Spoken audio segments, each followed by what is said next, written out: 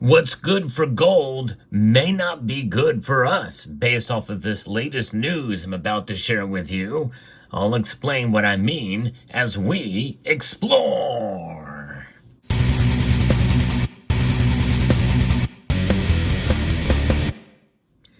We know gold had a very good year in 2024, but that was not necessarily good for most of us who wanted to buy some. The prices have reached multiple all-time highs, and more than likely that trend will continue in 2025 based off of the latest data released by the World Gold Council. Now, there will be times when there will be dips in the market, and those provide good opportunities to buy. And if you are in the budget in order to make a purchase, I hope you will consider my friends over at Summit Metals, summitmetals.com. Elevate your wealth. Now, with gold, there's a lot of things that are lining up to really kind of repeat what we've seen in 2024, although I'm not as bullish as others are in regards to where gold's price is going to go. But there is news that I think will bolster my gold price prediction that I made. And most of you, I think, have missed that video. The algorithm did not catch that one. So I'm going to link to it at the end screen of this video. So stay tuned. We're going to talk about that towards the end here. I'm going to be referencing some new data from the World Gold Council as shared with us by Kitco, and it's about the world's central banks. They have continued to drive demand for gold in November, with the lion's share of purchases once again being made by emerging markets, according to Krishan Gaupal, who's a senior analyst at EMEA at the World Gold Council. November represented another solid month of gold buying as central banks collectively added a net of 53 tons to global official holdings based on available reported data. Now, there's other data that is not available or reported, and likely there's more gold than that has been consumed by many nations around the world. This extends the broader trend observed throughout the year where central banks, mostly those from emerging markets, have remained keen buyers of gold, driven by the need for a stable and secure asset amid global economic uncertainties. The gold price dip that we saw in November following the U.S. elections may have provided some central banks with added impetus to accumulate, he said, adding that much of the buying came from countries who had been active in recent months. This is important, by the way, because even though the geopolitical calculus have changed with a new president coming just days from right now, that has still not stopped nations from changing their outlook as far as protecting themselves from uncertainty from within their own countries, but also around the whole world. It was the Dutch central bank who said it best: gold is an anchor of trust. And it really is, and it has proven itself over thousands of years, and that has not changed. The National Bank of Poland was the single highest buyer, increasing its gold reserves by 21 tons in November to a total of 448 tons. Gold now accounts for almost 18% of its total reserves, just below the previously stated target of 20%, Gaupal had noted. This purchase also cemented the National Bank of Poland's position as the leading gold buyer on a year-to-date basis. That's 90 tons. The Central Bank of Uzbekistan increased its gold reserves. They rose by 9 tons during the month, representing the first monthly increase since July, bringing year-to-date net purchases to 11 tons and total gold holdings to 382 tons. The Reserve Bank of India continued its 2024 buying streak, adding a further 8 tons to its gold reserves in November.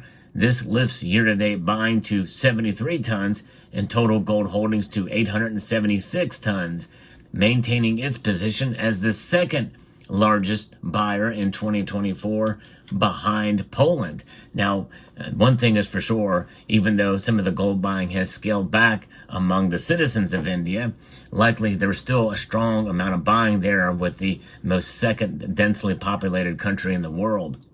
The National Bank of Kazakhstan also added 5 tons to its gold reserves in November, making it a net purchaser by 1 ton in 2024, with a total gold holdings at 295 tons. But one of the most notable developments during the month was the announcement that the People's Bank of China had resumed gold purchases. I actually covered that in a previous profile or video. After a 6-month hiatus, the People's Bank of China added 5 tons of gold to its reserves, increasing its year-to-date net purchases to 34 tons and a total reported gold holdings of 2,264 tons, which is 5% of its total reserves. That's the official numbers.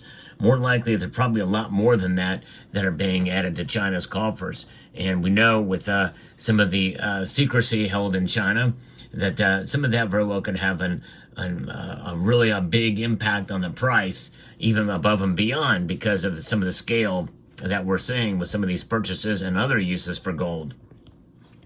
The Central Bank of Jordan also bought 4 tons in November, with a year-to-date net purchase now totaling nearly 2 tons, with the total gold holdings at 73 tons. The Central Bank of Turkey increased its gold reserves by 3 tons during the month. The central bank also entered into reserve swap agreements on gold for lira with domestic commercial banks to manage liquidity. You may remember I noted in a video probably more than a year ago now where they had sold some of their gold and they sold it to their citizens. The Czech National Bank also purchased 2 tons of gold, and the Bank of Ghana added a ton to its reserves in November.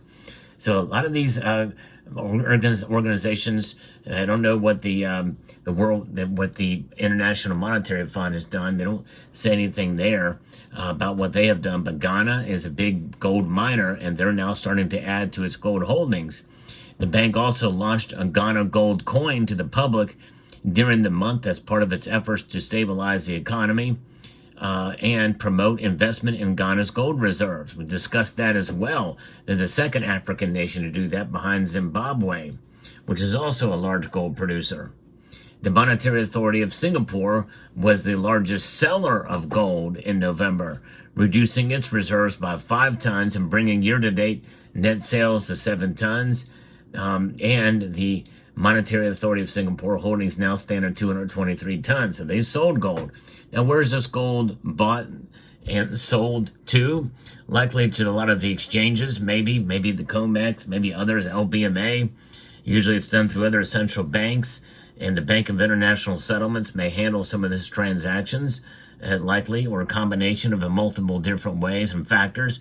Some of them go through large exchanges, maybe through Dubai, maybe through Switzerland. Probably a number of different ways and areas and situations where they can be bought and sold. And from other central banks to other central banks. It could be that they're buying from the Singapore, when they sold, they could have been selling to some of these other central banks as well as other sources. And in December, it was announced that in December that gold reserves at the Bank of Finland had been lowered by 10% to 44 tons, the sale most likely taking place during the month. And that brings the bank's gold reserves to their lowest since December 1984. And so those numbers may actually come out in December. December numbers are not out yet, as we're still very early in January, but I guess it comes out about a month later. But this is telling, especially since most of that buying occurred within the month of November, which it was at the beginning of the month when the election results came in, and Donald Trump was found out to be a president-elect for the next 4 years. And we await the remaining 2024 data. The broad sustained interest in gold from central banks this year has clearly highlighted the metal's enduring appeal. With only December data have yet to be revealed, central banks will no doubt be substantial net purchasers for the 15th consecutive year, a performance fully deserving of a curtain call. Indeed, this is big news, folks, for sure. And of course, the exact opposite would be the case if a lot of these central banks sold gold into the open market, by the way. And I don't think some of the sellers are really sending their gold to the open market. I think it's being consumed by other central banks or managed through other entities. It would mean that the price would probably drop fairly substantially no matter what this does, the dollar strength and the like. But I think that this really increases the case that we're going to see continued purchases of gold in December when those numbers come out, and likely a sustained buying effort, and maybe not as much as we've seen over the past year, but maybe a continued buying, even if it's just a little bit by these central banks. They're holding a lot of gold that is not in the market. And that gold that is not in the market means probably a higher price for gold, and which is why I believe this really does sustain my prediction for gold in 2024, or 2025 rather. That prediction, I'm going to post a link to it at the end screen of this video, but I hope you will check it out, because I think it's important to understand some of the reasoning behind my call for gold to go up this year from where it is now. But not quite as bullish as others, but still I think we're going to see gold continue to break new records this year. We'll see how it plays out, but nonetheless, let me know what your thoughts are about this situation, about these numbers coming in from the World Gold Council. I believe it's good news for gold's price over the course of the year, and I think that likely we will see some dips through that time, and I'm going to continue to kind of watch these markets before I make purchases. But let me know what your thoughts are down in the comment section below about what you think this means for the gold market. I'd like to extend a multitude of gratitude to each and every one of you for taking the time to watch. And I want to encourage you to please rate, share, comment, and subscribe.